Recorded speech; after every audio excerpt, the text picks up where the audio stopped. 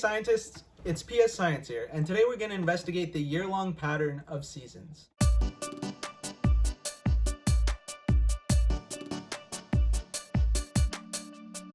Now behind me you see I actually have a poster board with the 4 seasons: fall, winter, spring, and summer. I think many of us know that school starts in the fall, and over the year the seasons change. Now, as the seasons change, we often use different objects or do different things as the seasons kind of change and the weather changes. So, in this bag I have a bunch of pictures of objects or things that we do in different seasons. So I'm just going to choose one at random without looking. Let's see. Alrighty, so here's the first one. It's an American flag with some fireworks. When do we think we see the American flag and fireworks put together? The answer is in the summer, which is one of my favorite seasons because I get to go to the beach all the time. So, let's do another image. This is an umbrella. When do we use an umbrella? Most often. It's actually spring. Here's another one.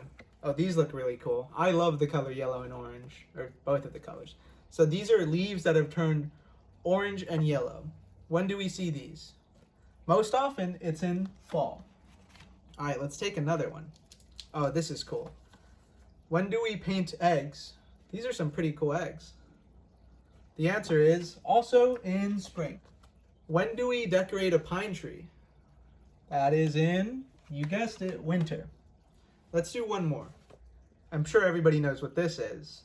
When do we carve these out to make faces?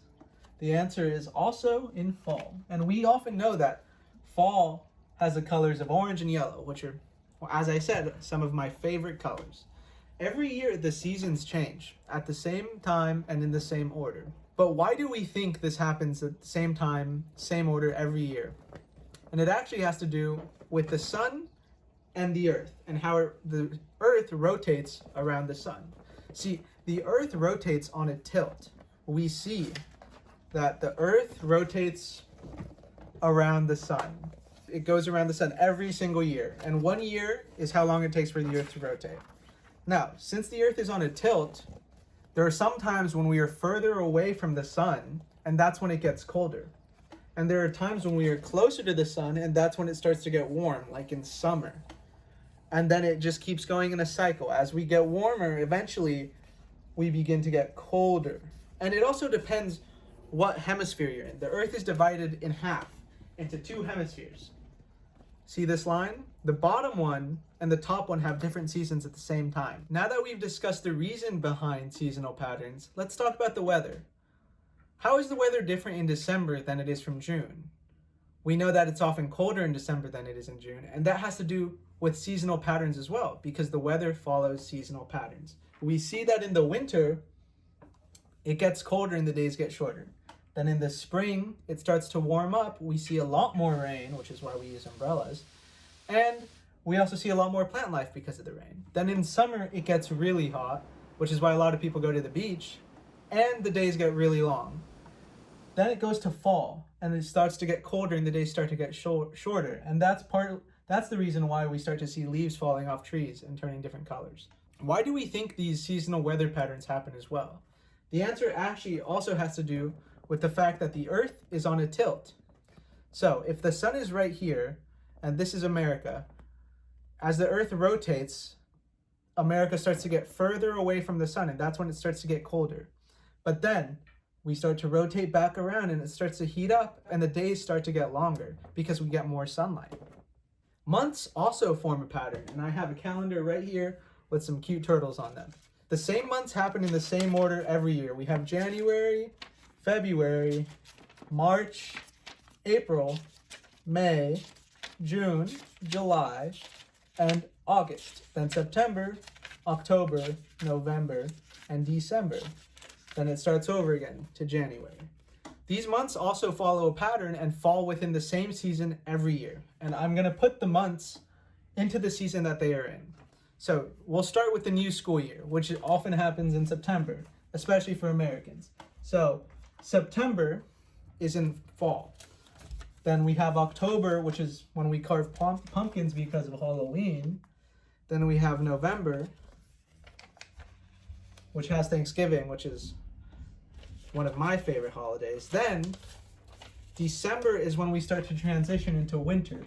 It gets colder and the days get shorter. Then we have January, which is the start of the new year as the Earth completes a rotation around the sun. Then we have February, which is the last month of winter. And then we start to get warmer and we start to see more rain in March. Then we have April, which is also in spring. And March is when we have daylight savings. Then we have May, which is the end of spring as we transition into my favorite season. Well, my second favorite season. My first is winter. Then we have June, which is the start of summer, which is when the days get longer and it gets hotter. Then July is when we have 4th of July. Then we have August. And that's the completion of the whole pattern. We see this every single year, that these months have these seasons. So September, October, November are in fall. December, January, and February are in winter. March, April, May are in spring, and June, July, and August are in summer. Now, this is a good thing to memorize because you can always anticipate what season you're going to be in depending on the month. And you can discuss this with your family by letting them know what season is coming up. Like right now we are in January, so after January, we have February, and then the season changes, which is pretty cool to know. And that's actually it for today, folks. So thank you for tuning in to PS Science, and I hope to see you all again next time. Okay, scientists, thanks for watching. Did you enjoy that lesson? Subscribe below to see more fun science videos. You can also become a member of PS Science on Patreon to support what we're doing. See you next time.